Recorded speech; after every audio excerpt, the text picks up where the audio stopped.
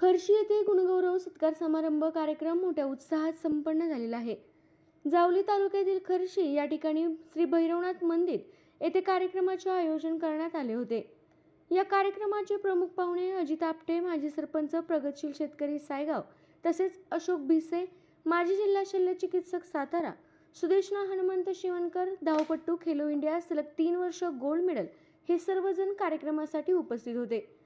यावेळी खर्शी गावच्या वतीने नागरी पुरस्कार देऊन सुहास हनुमंत भोसले, जिल्हा आदर्श पोलीस पाटील, डॉक्टर अभिजित अंकुश शिवणकर, कॅन्सरग्रस्त रुग्णांसाठी विशेष काम पुणे, डॉक्टर नेहा अशोक भिसे, PhD, सौ दीपाली हनुमंत भोसले, प्रेरिका विविध शासकीय योजना, महेश शंकर पवार, पीक स्पर्धा, तसेच विद्यार्थी नेहा विजय भोसले, प्रथम द्वितीय वर्ष, डिस्टिंक्शन इलेक्ट्रॉनिक पुणे या सर्वांचा गावच्या वतीने सत्कार करण्यात आलेला आहे. यानंतर इयत्ता 10वीतील गुणवंत विद्यार्थी संस्कार संदीप किरवे, संचित विकास महाडिक, वेदिका दत्तात्रय शिवणकर, श्रेया धीरज नलवडे, समीक्षा राजेंद्र शिवणकर, तसेच शासकीय सेवेमध्ये निवड झालेले गुणवंत युवक Abhijit Ankush Bhosale police, Amit Laxman Bhosale police, Ashish Ganpat Shivankar police, Pravin Sudhir Bhosale देशसेवा, निशांत माधव भिसे देशसेवा या सर्वांचा सत्कार या कार्यक्रमात करण्यात आलेला आहे.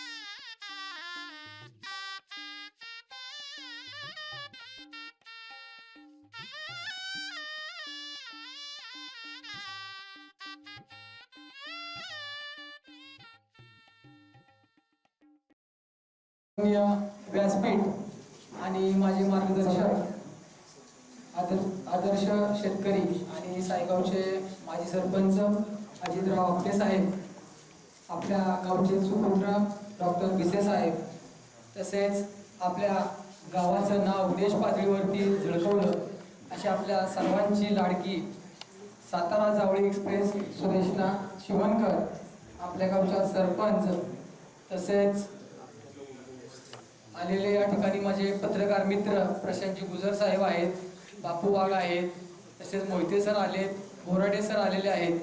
या सर्वांचं मी या ठिकाणी स्वागत करतो आणि मी थोडक्यात बोलतो. आज आपण सर्वजण एक आनंदाच्या सोहळ्यासाठी जमला आहात. हा सोहळा म्हणजे कुठल्याही व्यक्तीचा गावाने सन्मान करणे म्हणजे ही फार मोठी बाब असते. कारण बऱ्याच ठिकाणी बघायला मिळतं की प्रत्येकाचं नाव बाहेर जास्त असतं, पण त्या गावामध्ये त्या गावातल्या माणसाला पुढं किंमत दिली जात नाही. आणि असं मी बऱ्याच ठिकाणी बघतो. परंतु आपल्या खर्शी गावामध्ये जो प्रामाणिकपणे काम करतो, जो शिकतो, नोकरी लागतो, त्या प्रत्येकाचा सन्मान या मंदिरामध्ये होतो असं मी गेले 6-7 वर्ष बघतोय. माझी सर्वांना विनंती आहे की प्रत्येकानं आपल्या शैक्षणिक वाटचालीमध्ये, नोकरी व्यवसायामध्ये प्रामाणिकपणे काम केलं तर नक्कीच आपल्याला त्याचं फळ मिळतं हे निश्चित आहे.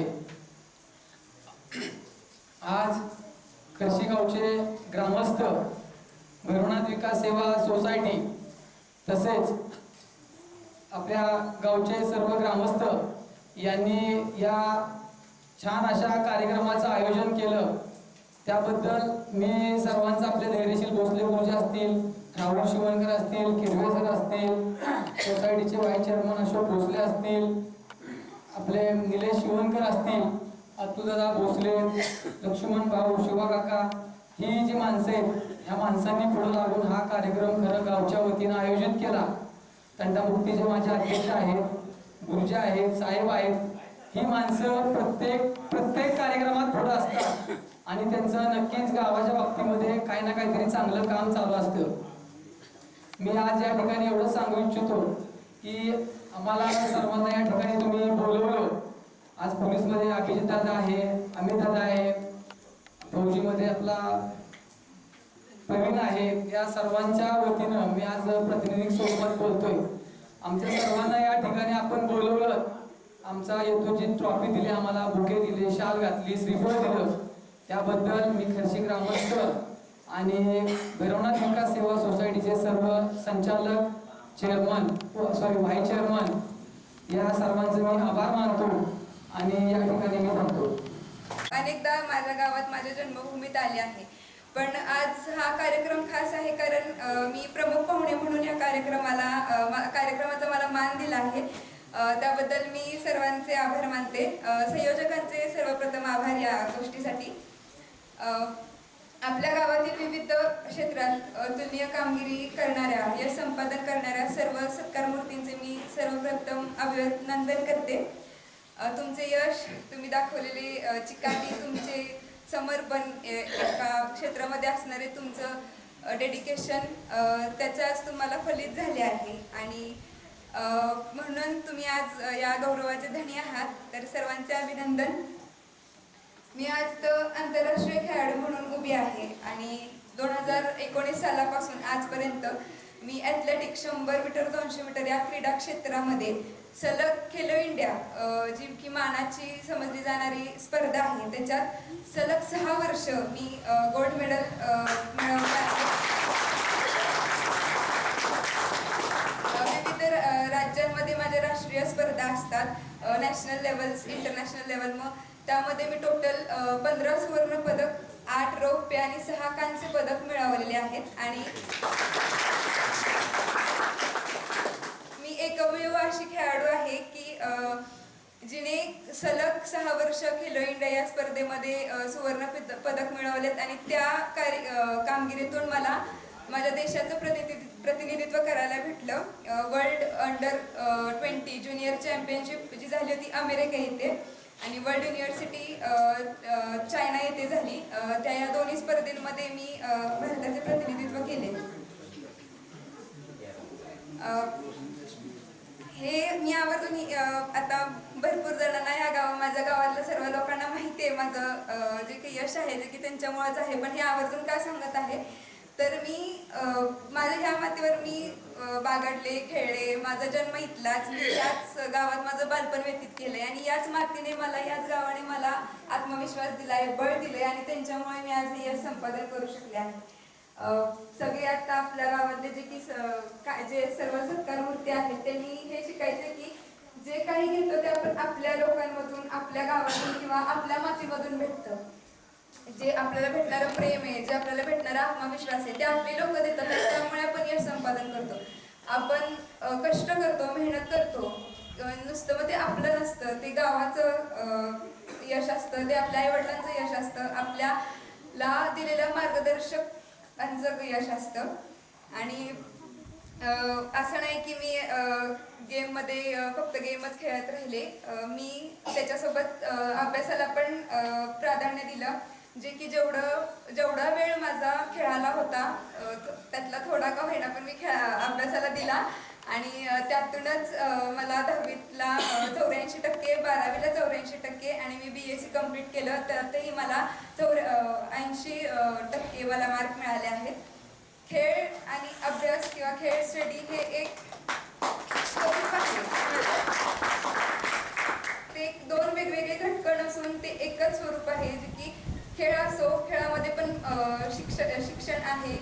कुठला गेम, कुठल्या खेळाडूला कसा त्याचं त्या इव्हेंटमध्ये कसं रूपांतर होईल. आता एखादा खेळाडू असतो तो स्प्रिंटमध्ये असतो, मग त्याचं जे की स्पीड आहे त्याला पण त्या गोष्टीला पण एक महत्त्व आहे. त्या गोष्टीमध्ये पण शिक्षण येतं, त्या गोष्टीचं पण एज्युकेशन आहे. आणि तुम्ही जर खेळामध्ये असाल, अभ्यासात असाल, असं नाही की तुम्ही दोन्ही एकच काहीतरी करू शकता. तुम्ही दोन्ही करू शकता जर त्याला तुम्ही दोन्हीला प्राधान्य सारखं दिलं तर, आणि तुम्ही ठरवलं तर तुम्ही सगळं काही करू शकता. आता मी सत्कार मूर्तींच्याकडे वळते. आपल्या गावच्या सुरक्षेसाठी आणि सुसुविधेसाठी योगदान देणारे आपल्या गावचे पोलीस पाटील माझे दाजी सुहास भोसले सर, वैद्यकीय क्षेत्रात अतुलनीय कामगिरी केलेले, मानवतेची सेवा करणारे माझे दादा doctor Abhijit Shivankar, doctor Sneha Bhise madam, आणि कृषी क्षेत्रात प्रगतीशील शेतकरी म्हणून काम करणारे महेश पवार सर आणि प्रेरिका रुपाली भोसले मॅडम. आपण सर्व आज इथे उपस्थित आहात. आपण सर्वांचे एक आदर्श आहात. नक्कीच आपल्याकडून प्रत्येक विविध क्षेत्रामधील माहिती आपल्याला आहे. त्यामुळं आम्हाला पण एक प्रेरणा भेटणार आहे की प्रत्येक क्षेत्रामध्ये आपण यश संपादन करू शकतो. आणि कोणतेही क्षेत्र असो, आपण आपल्या स्वतःवरती विश्वास ठेवायला हवा आणि नक्कीच यश आपल्याला मिळेल. आणि आज जे काही सत्कार झाला किंवा माझा इथं मान झाला त्याबद्दल मी सर्वांचे आभार मानते. आणि जाता जाता एक सांगू इच्छिते की तुमच्या मेहनतीचे फळ तुमच्यासमोर आज आहे. तुमचे यश हे तुमचे यश नसून आपल्या गावाचा अभिमान आहे. तुम्ही सर्वांनी शिक्षण संस्कृती हे आपल्या गावाचा विजय दिलेला आहे आपल्या गावाला. आणि तुमचे भविष्य उज्ज्वल व्हावं आणि तुम्हाला तुमच्या सर्व इच्छा पूर्ण व्हावं. तुम्ही यशाच्या शिखरावर विराजमान व्हावं ही माझी सदैच्छा. जय हिंद, जय महाराष्ट्र. आणि एक असा अकराळ विक्राळ म्हणजे डाकू वाटावा किंवा दरोडेखोर वाटावा असा माणूस असतो. हां, याला याचं चित्र मी काढीन तर त्यांना म्हणतात तुम्ही याला प्लीज सोडाल का, पाहिजे असलं तर आजूबाजूला तुम्ही पोलीस संरक्षण वगैरे ठेवा, पण मला त्याचं चित्र काढून. त्याला असं स्टुलावर बसवतात, हा कॅनव्हास ब्रश सगळं घेतो, चित्र काढायला लागतो. असं एक 15-20 मिनिट 25 मिनिटं जातात, चित्र काढत असतो. आणि त्या स्टूलवर बसलेल्या त्या दरोडेखोराच्या डोळ्यातनं पाणी वाहत असतं. हा थांबतो 2 मिनिटं. अरे काय झालं तुला? सर तुम्हाला सांगू का? सांग.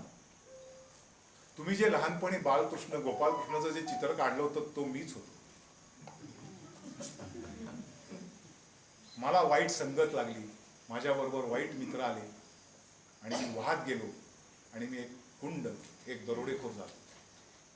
बघा फरक किती आहे. लहानपणी असणारा गोपालकृष्ण सारखा मुलगा मोठेपणी दरोडेखोर डाकू झाला. सो असं होता कामा नये. संगत हा आपल्या आयुष्यातला खूप मोठा फॅक्टर आहे असं मला मनापासून वाटतं. आपल्या मुलांवर मुलींवर लक्ष ठेवणं हे तर बापाचं कर्तव्य असतंच, आपण करतोच आई बाप. पण एक संगत कशी आहे, त्याच्याबरोबर कोण आहे, कोण राहतं, ह्याचाही अभ्यास थोडासा करणे गरजेचं आहे असं मला वाटतं. कारण गंमत बघा, एक करण जोहर जो सिनेमा काढतो तो कॉफी विथ करण असा एक कार्यक्रम करतो. कॉफी विथ करण, आणि तेव्हा 2 सेलिब्रिटी बोलवलेल्या असतात, म्हणजे नट्या असतात किंवा नट्या असतात. तर त्यावेळी एकदा हार्दिक पांड्या आणि KL राहुलला बोलवलं होतं.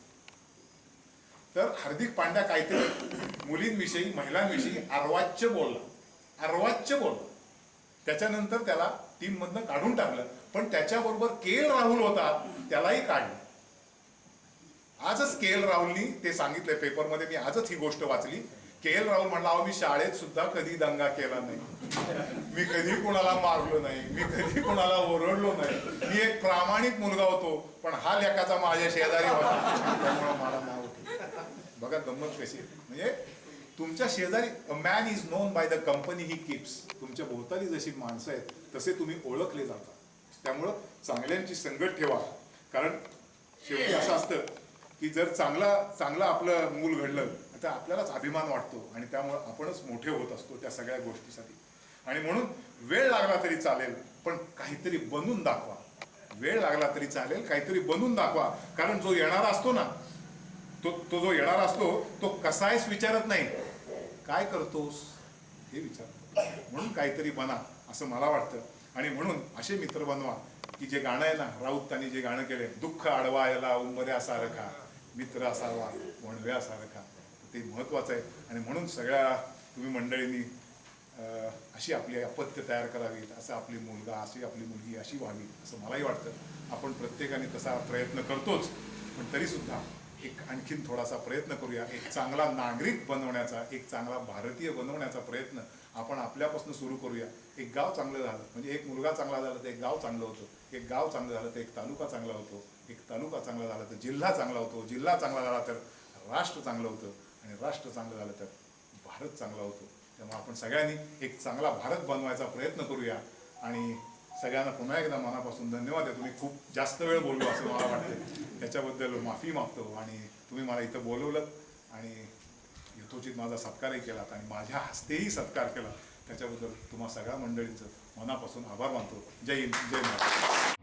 विविध कंपन्यांमध्ये जॉब मिळवण्यासाठी किंवा स्वतःचा उद्योग व्यवसाय करण्यासाठी 1 वर्ष कालावधीचे महाराष्ट्र शासनाचे तांत्रिक कोर्सेससाठी Patil electronics institute Satara. Electrical supervisor, automobile mechanic, electrical wireman, motor winding, 2 wheeler 4 wheeler mechanic, computer operator, computer hardware आणि डिप्लोमा कोर्सेस. पात्रता 10वी 12वी, ST पासची सोय. Patil electronics institute, Radhika road, Satara. 98 220 97071. 1986 पासून तंत्र शिक्षणामधील अग्रेसर संस्था पाटील इलेक्ट्रॉनिक्स इन्स्टिट्यूट, सातारा.